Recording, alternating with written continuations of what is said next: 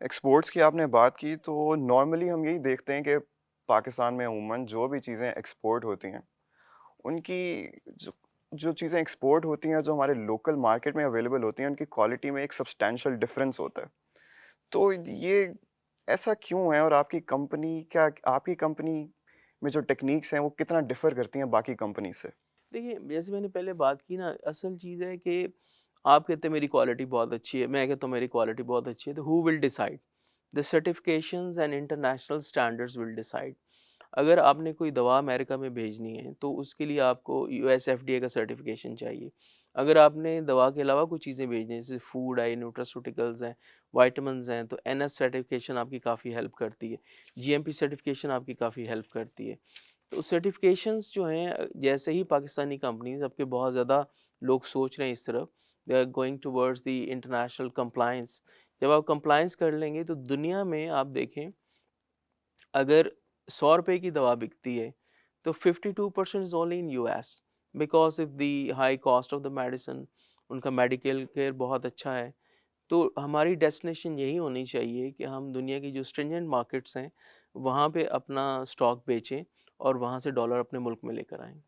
یہ بات تو آپ کی صحیح، لیکن میرا سوال وہی رہ گیا کہ کیا آپ جس کوالٹی اسی طرح جو ایکسپورٹ کوالٹی پہ فوکس کرتے ہیں، کیا آپ کی کمپنی کی جو دوائیں ہیں جو لوکل مارکیٹ میں اویلیبل ہیں کیا وہ بھی اسی کوالٹی دیکھیے اسٹینڈرڈس کو میٹ اتنا کرتی ہیں؟ فرق نہیں ہے.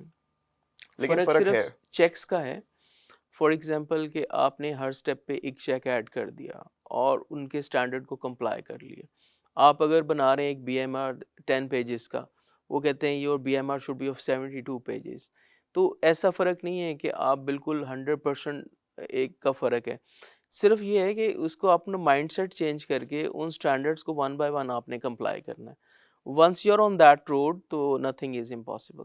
اچھا، ہم نے ایکسپورٹ امپورٹ کی بات کی تو پاکستان کی جو امپورٹس ہیں specifically in the pharmaceutical sector یہ بہت زیادہ ہیں. We are actually the third largest importer of pharmaceuticals, اور ہماری ایکسپورٹس جبکہ کمپیریٹیولی بہت زیادہ کم ہے، which does not help our economy at all, اور آلریڈی ہماری اکنامک سچویشن بہت بدتر جا رہی ہے. تو یہ ایسا کیوں ہے اور اس میں کیا ایسی اقدام لے سکتی ہے حکومت اور فارماسیوٹیکل کمپنیز اس کو بہتر بنانے کے لیے؟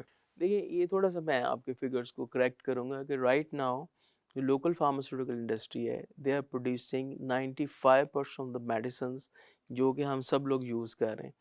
صرف 5% جو فنش پروڈکٹس ہیں وہ پاکستان میں امپورٹ ہو رہی ہیں. جیسے کوئی انٹائی کینسرز ہیں، کوئی بایولوجیکلز ہیں، کرٹیکل کیئر کا پروڈکٹس ہیں. جو فگرز آپ بتا رہے ہیں that relates to the active pharmaceutical ingredients. جی. کیونکہ جو ہم را مٹیریل منگاتے ہیں، را مٹیریل یا پیکیجنگ مٹیریل، وہ دوا بنتی یہاں پہ لیکن وہ چیزیں باہر سے آتی ہیں. تو ضرورت اس امر کی ہے کہ as a nation, as a country, as a government we have to be manufacturing based, not import اور ٹریڈ بیسڈ. اگر ہم انکریج کریں گے فارماسیوٹیکل سیکٹر مینوفیکچرنگ کو، اور خاص طور پہ جو ایکٹیو فارماسیوٹیکل انگریڈینٹس ہیں ان کی مینوفیکچرنگ کو، ایکسیپینٹس کی مینوفیکچرنگ کو، اس کی انیبلنگ پالیسیز بنائیں گے تو بہت جلدی ہے کہ ہماری ریلائنس جو ہے وہ فورن مٹیریل پہ ختم ہوگی اور ہم یہاں سے بنا کے ایکسپورٹ کریں گے. تو کس طرح وہ ریلائنس ختم کی جائے؟ دیکھیے سب سے بڑی چیز ہے کہ پالیسی انیشیٹوز. پالیسی انیشیٹو ہوا ایک ایکٹیو فارماسیوٹیکل انگریڈینٹ کے لیے، اور ابھی آج کے دن میں ہم تقریباً 8 to 10% لوکل مٹیریلز بنا رہے ہیں. جی. لیکن جو پائپ لائن میں اس وقت فیکٹریز ہیں، in the next 5 years 25 to 30% reliance ہماری لوکل ہو جائے گی کہ we get the raw material from the local manufacturers.